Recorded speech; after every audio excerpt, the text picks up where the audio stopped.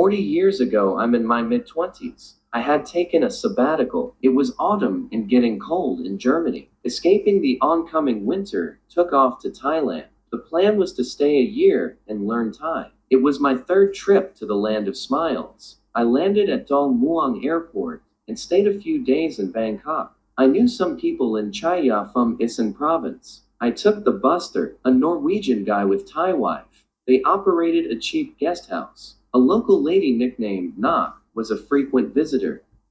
After about 3 weeks, I had spoken to Nok numerous times and asked the Norwegian guy if it was a good idea I bought a motorbike in Nok's name. I was aware of the risk. Sure, she could just take the bike from me, and I had no legal recourse. Peter from England has a YouTube channel, Thailand Bound, and has read out my story a few months ago. In Peter's stories, Isan girls are often painted as scammers and gold diggers. This is largely true, but not all Isan people are that way. After a year when I left Thailand, I gave her the bike. We agreed on a price she paid on the spot, and we parted friends. After doing some day tours in the area, took off to Chiang Mai. Then I headed north more or less aimlessly. I drove on Highway 107, and it was getting dark.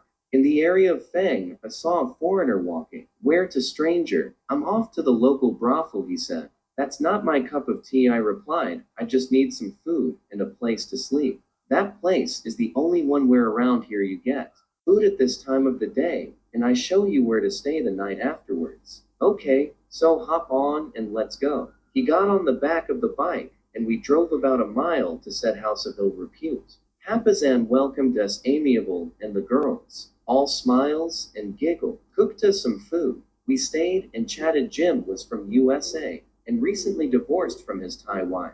He asked me where I wanted to go on my paper map. No Google map in those times. There was a road. Jim told me that a princess from Bangkok came for the groundbreaking party, and they made an unearthly fest, blown all the money, so the road could not be financed. Blue-eyed as I was, I couldn't believe it. As a German, if there is a road on the map, it surely must be there, and Jim made up total BS. We ended the conversation in a bet. If I made it to Chiang Rai within 36 hours taking that route, got a postal stamp as proof, and came back, I would win. I stayed a few days, and one morning I took off. I took the 107 south till the 1150 east. Pretty soon I met Thai workers with heavy equipment. So they were doing the road, I thought. They had to move some dirt with the caterpillar so I could pass. They smiled and laughed like Thais do so often, but in hindsight, I think they were thinking, what is the business of this crazy long nose going into nowhere? 15 kilometers on, I had to stop. A giant puddle on that dirt road. I poked it with a stick. About 30 centimeter of water. I took about 50 meters distance to the pool and sped up and fell head first into the mud. And that shit was sticky as glue. It took all my muscle to get the bike out of the dirt before it drowned. I drove on wet and caked in mud. The dirt road got from bad to worse for hour after hour. Because I could only drive in second gear, I was nearly out of gas. When I reached a paved road near highway, no one leading to Chiang Rai after 70 kilometers or so of wilderness with no people, no house, no evidence that I wasn't the only human on the planet. There was a fork,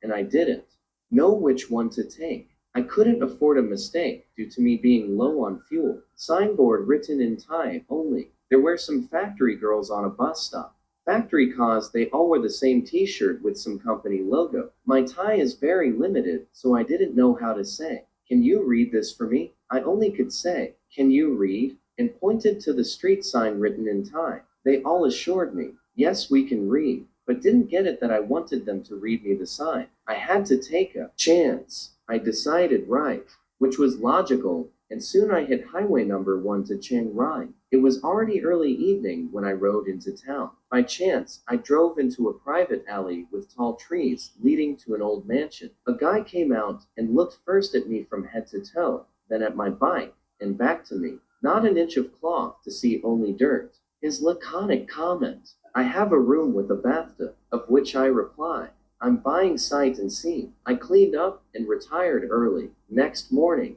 I got to the post office, but the guy was unwilling to stamp me a piece of paper. Sometimes Thais can be as stubborn as Germans. "Just stamp me this F," Thinking I'd be on my way. I insisted, courteous but stern, and after about 20 minutes, I left with evidence in hand. I wanted to take the 1089 back to Fang, but missed it. Soon, I was on a dirt road again. Stubborn as I was as a young buck, and I didn't turn back, but pushed on. After 2 hours or so, the dirt road turned into a shallow river. To the right was a big house. I turned to it for information. It looked like a reform school for teenagers. The headmaster turned out, but communication was difficult. It was as if the guy didn't even spoke Thai. Maybe they were all were hill tribes. But then here, were humans, so a bit up the shallow river, there could be the road I was looking for. I pressed on this time, driving in first gear through 15 centimeter of water. Yeah, stupid, I know. Hours went by when suddenly behind a bend a group of 6 men appeared with donkeys. The animals were loaded with big burlap packets. The leader of that group was as startled as I was. He approached me with a menacing face. Clearly, he was no Thai.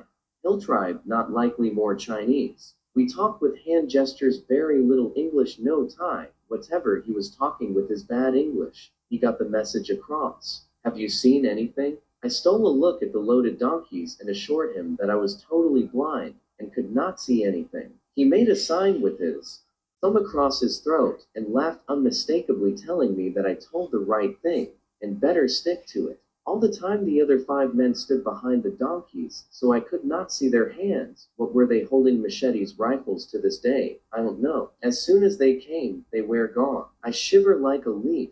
At this point, I would be like to turn back, but it definitely wasn't a good idea to follow this guys. No choice, I drove on, with again almost empty fuel tank. Another 2 hours. And I was on empty. 50 kilometers walking back. Tears came into my eyes. In desperation, drove on, and if you think it can't get any worse. The end of the world in form of a big brown earthen wall, very steep. At this point, I cursed and cried. What on earth had I done? How could I be that stupid, getting myself into the situation? As if the experience yesterday at the mud puddle wasn't warning enough. I sat down as if to die here. Some sixth sense made me turn and look up that wall. There he stand up. Foreigner. Hey buddy, what ya doing down there? My answer, just wanted to ask what the F you doing up there. We laughed. I explained my situation. It took us half an hour to lug that bike up. The end of the earth wall turned out to be the shoulder of the road I had missed earlier. Just as we started, my fuel went out.